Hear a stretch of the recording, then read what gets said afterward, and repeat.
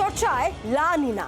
এই যে ওলটপালট আবহাওয়া, খামখেয়ালি বৃষ্টি, এই সবই লা নিনার দান, এমনটাই মত আবহাওয়াবিদদের।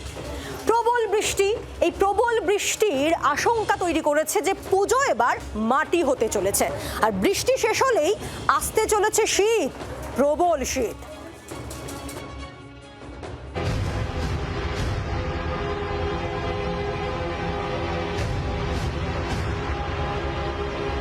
এল নিনোর উল্টোটা হলো লা নিনা। এর জেরে যে সময় বর্ষা বিদায় নেওয়ার কথা, তখনও চলছে বৃষ্টির দাপট।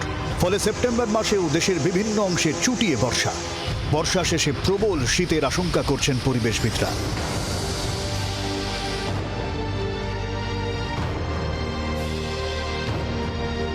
এল নিনো স্প্যানিশ শব্দ, এর অর্থ ছোট্ট ছেলে। লা নিনা এর অর্থ ছোট্ট মেয়ে। এল নিনো উষ্ণ আর লা নিনা শীতল। প্রশান্ত মহাসাগরীয় অঞ্চলের জলবায়ুর তিনটি ধাপ রয়েছে।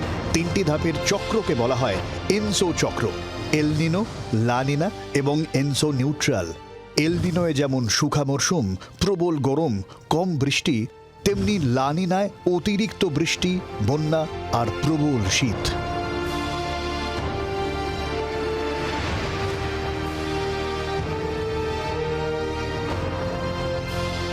আবহাওয়াবিদরা বলছেন এবছর বিপুল বর্ষা হয়েছে, আর এরপর আসছে হাড় কাঁপানো শীত।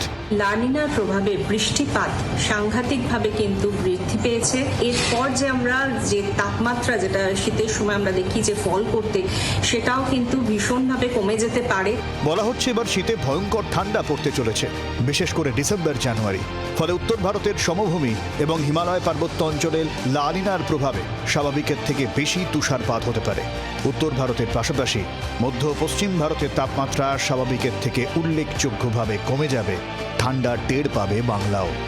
লা নিনা ধীরে ধীরে সক্রিয় হতে শুরু করেছে এবং তার প্রভাবে আলটিমেটলি কিন্তু নভেম্বরের মাঝামাঝি সময় থেকে শীতকাল পড়তে শুরু করবে। তখন দক্ষিণ বঙ্গোপসাগরে থাকবে নিম্নচাপ এবং সেটা অত্যন্ত সক্রিয়ভাবে উত্তরের হাওয়াকে টানতে শুরু করবে, যে কারণের জন্যে আমরা দক্ষিণ বঙ্গোপসাগরের প্রভাবেই দ্রুত গতিতে শীতের অনুপ্রবেশ দেখতে পাবো এবং হিমশীতল হাওয়া দক্ষিণবঙ্গের বিভিন্ন প্রান্তে, এমনকি কলকাতার ওপরেও অনুভূত হতে পারে।